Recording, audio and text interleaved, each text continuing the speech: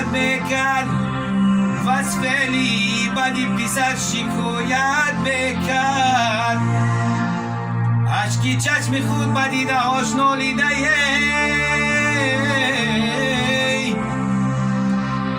از سوزشی دیر کیسه روایت بکرد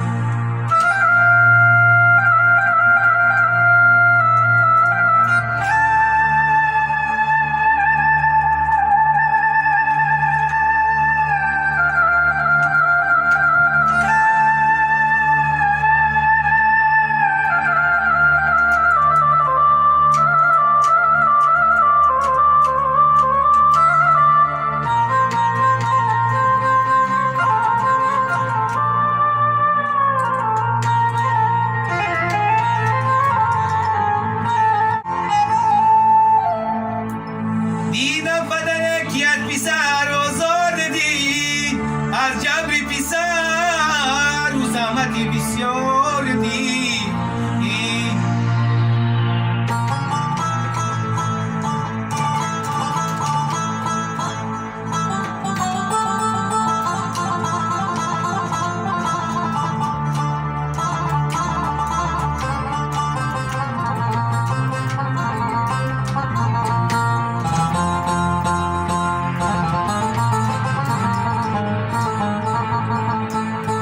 بگذشت که اون پیسر گشت بدره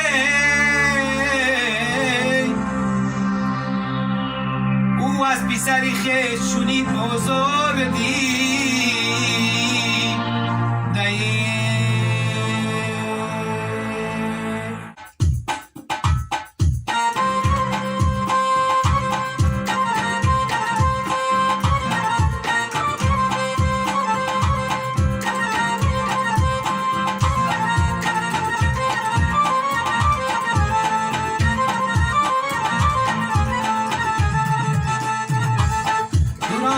چند میکوبم و گفتن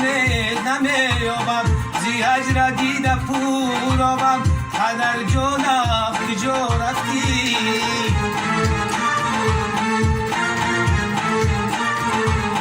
تو یادی آنجا کردی با چشمم اشتباه کردی بولی رویم خزا کردی قدر جانم کجا رفتی